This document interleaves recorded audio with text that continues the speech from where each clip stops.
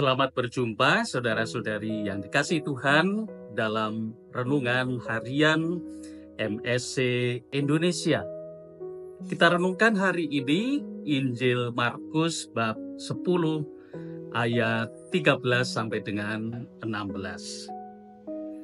Saudara-saudari yang terkasih, saya pernah menjumpai sebuah cerita yang indah ini. Seorang misionaris mengadakan sebuah permainan kepada sejumlah anak di sebuah suku di Afrika.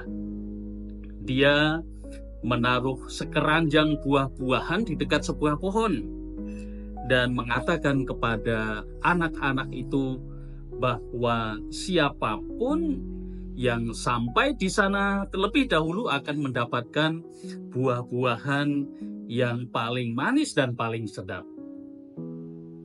Ketika dia menyuruh mereka berlari, yang ia lihat sungguh di luar dugaan.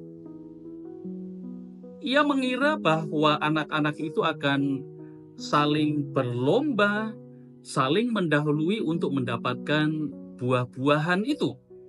Tetapi itu tidak terjadi. Malahan, mereka semua saling berpegangan tangan dan berlari bersama, lalu duduk menikmati buah-buah itu bersama-sama. Ketika dia bertanya kepada mereka, mengapa mereka melakukan itu? Mereka menjawab, Ubuntu. Bagaimana mungkin salah seorang dari kami bisa berbahagia jika yang lainnya sedih? Nah, ini saudara-saudara, Ubuntu. Dalam budaya tersebut, Ubuntu adalah sebuah filosofi yang mengatakan saya ada karena kita ada. Saudara-saudari terkasih, cerita ini dapat memberikan kepada kita sebuah wawasan untuk merenungkan bacaan Injil hari ini tentang mengapa Yesus menjadikan seorang anak kecil untuk semua orang sebagai model kerajaan Allah. Dalam Injil, para murid mulai gusar karena banyak anak-anak mulai mengerumuni Yesus.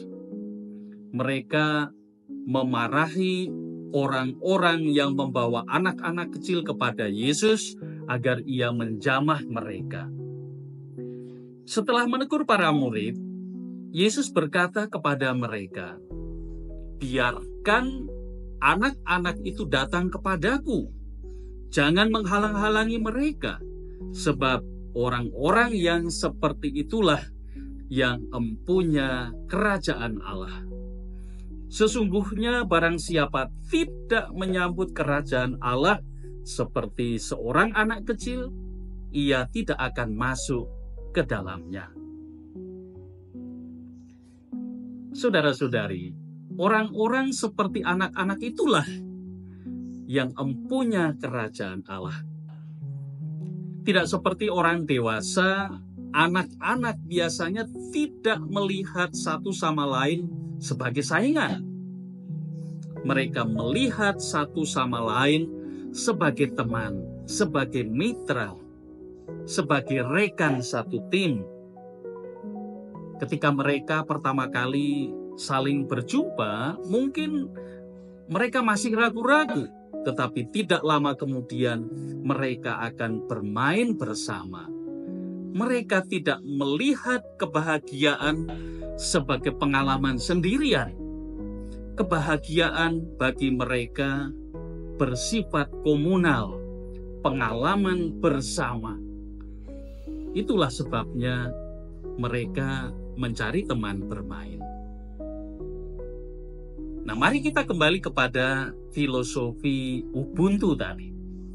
Saya ada karena kita ada. Filosofi ini sangat sesuai dengan ajaran Kristiani.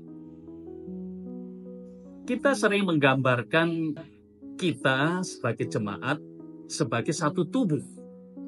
Tubuh ada karena bagian-bagiannya disinkronkan secara harmonis bersama. Kita semua adalah bagian dari tubuh Kristus yang satu. Kristus adalah kepala dan kita adalah anggota-anggotanya.